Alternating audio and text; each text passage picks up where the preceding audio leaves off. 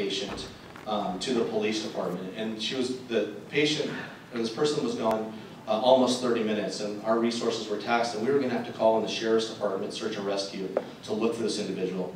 She saw this woman wandering down Buchanan Road during commute traffic time, and as you know, Alzheimer's patients aren't aware of their surroundings. This person could have easily walked in front of an oncoming car.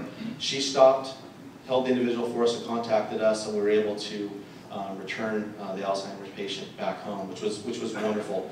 And during the ceremony, I commented to her because she had talked to Captain McConnell. She said, "I would do it for anybody."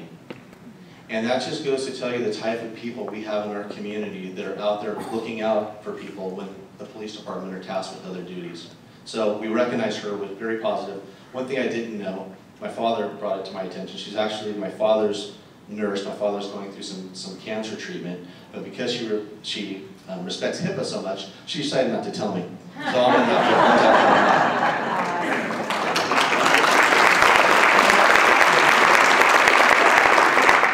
And not to bring any discredit to the honor of receiving a Purple Heart, we actually revised our police policy for our award ceremony to give it to one of our canines, and that's Canine Thor. Now, his eyes don't normally look like that, but if he was chasing you and about to bite you, I'm sure they would look exactly like that. Canine Thor in 2010 actually was involved in an in-progress burglary case in which the suspect barricaded himself in a room. Before the officers went in there, they sent the dog. The suspect actually shot Thor through the chest. Thor didn't back down. He continued on with his bite. The officers actually returned fire, killed the suspect, and when the event was over, and only then the event was over, Thor released. And we took Thor for medical help immediately. He recovered, and he was instrumental in probably saving some officers' lives. Again, a workforce multiplier, and these animals are tremendous. They take the place of what an officer, don't have to put them in necessarily harm's way all the time. And Thor was recognized for that. So Thor is now retired and enjoying a happy life at home.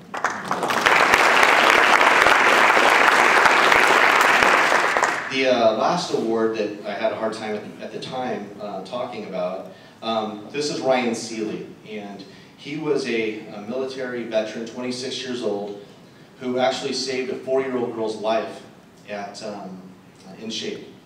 And what happened is her mother wasn't watching her, and the young girl was going in and out of the pool and wasn't cognizant of how tired she was, and decided she couldn't get out, so she was going to walk across the pool. She didn't realize she was getting in deeper and deeper water. And she went under, and we actually have video of it, and I watched it. It's very touching. And those of us that have family and kids, it's really hard to watch. But this young girl was underwater and not getting any oxygen for at least 5 minutes, and we watched it. And this young man comes up. He had medic experience in the military. Comes up. Everyone around is basically panicking, not really doing CPR. He jumps in immediately and saves this 4-year-old girl. She was back to preschool within the next week. Amazing young man. Hopefully we can get into a podcast.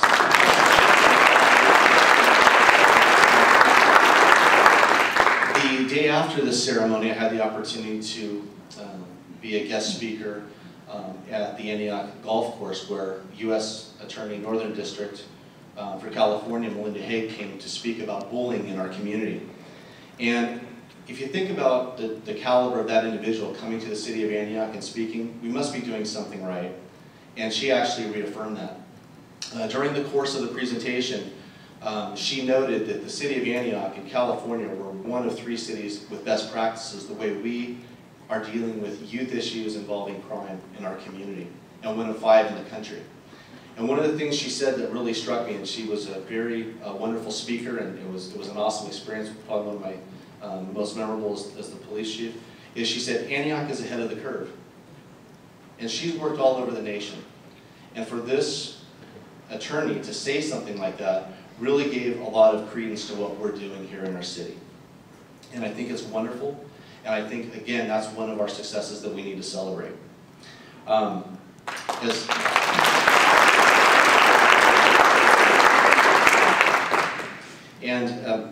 One last thing before I go to my last slide. I'm not sure if you're friends on Facebook with the Antioch Police Department, but hopefully all of you are. If not, You can probably join right now on your smartphone. But if not, you can do it at home. Over the last couple of days, we put out some information regarding an 83-year-old man that was attacked. And we put out some information, some pictures that we had of a person of interest. And we ran those for a couple of days. EastCountyToday.net or .com and the Contra Costa Times picked up on the story, put it out there. We had huge hits from our Facebook, and as of last night, that person has been identified, and we're currently working that case.